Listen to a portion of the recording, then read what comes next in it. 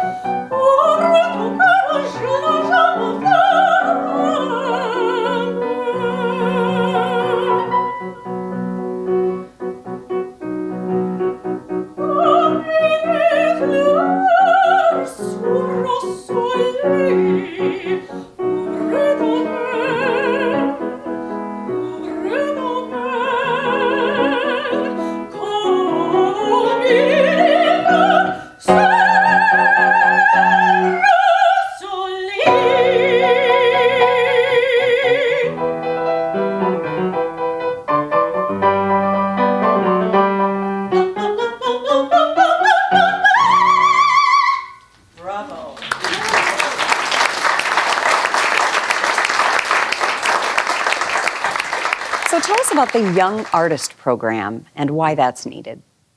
So I'll field this one.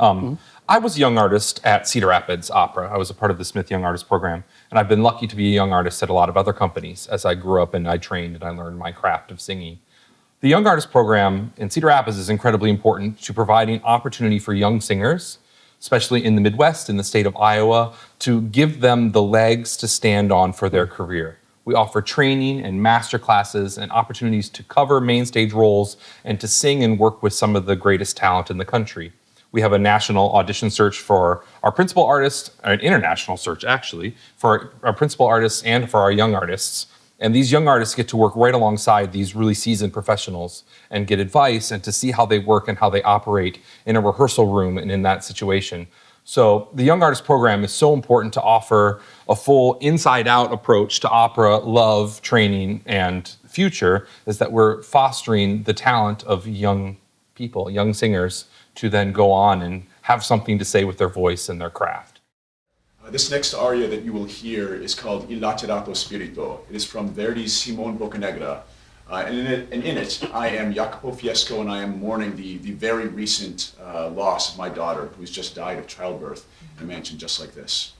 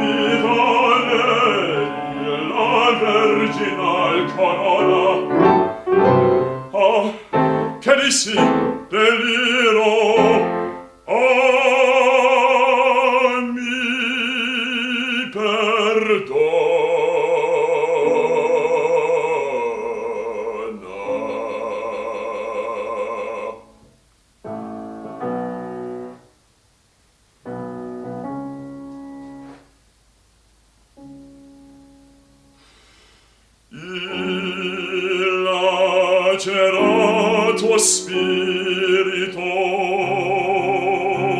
del mesto genitore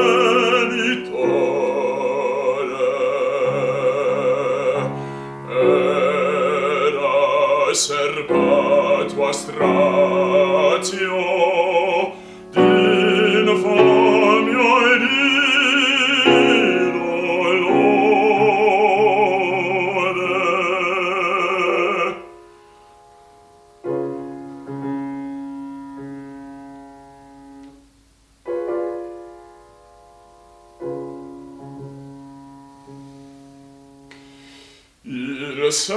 Lacerto alle dei martiri, pietoso il cielo di resa il fulgor degli angeli, prega Maria per me.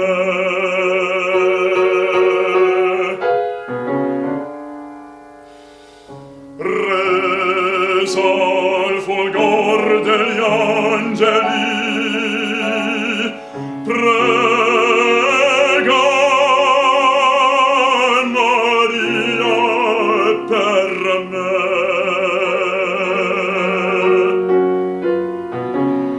Prega per me. Prega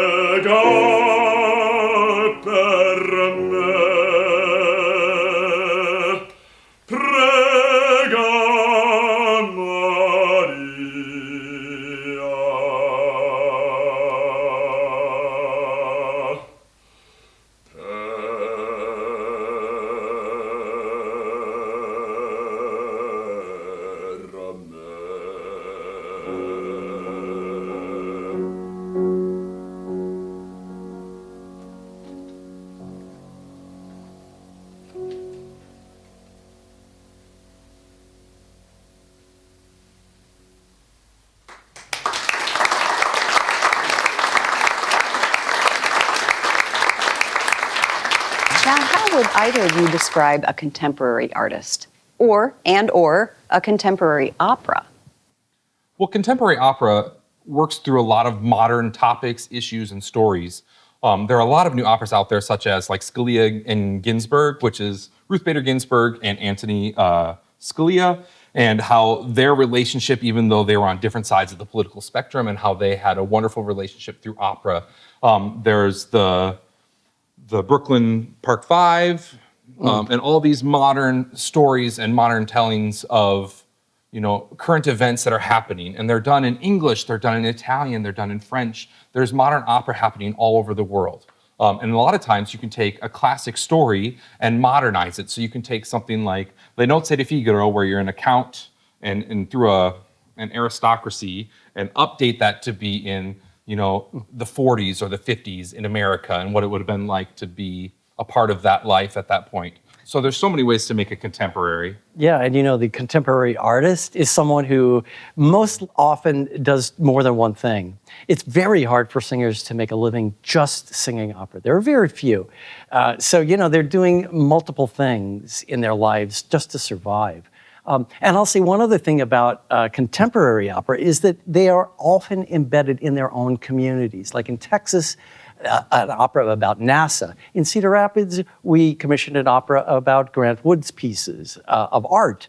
Or Charlie and the Wolf, after Black Lives Matter, we responded with an opera where Charlie Parker. Thank you, meets Wolfgang Amadeus Mozart. And we put them together in unlike situations. So I feel like, and we did a production, we commissioned a piece called Frankenboy when harassment was happening in the community, in schools in general, and we wanted to respond. So I think we've been swift-footed enough that we, in ways we can, respond to the community, to the culture, to what's going on, and we try to make it real that way.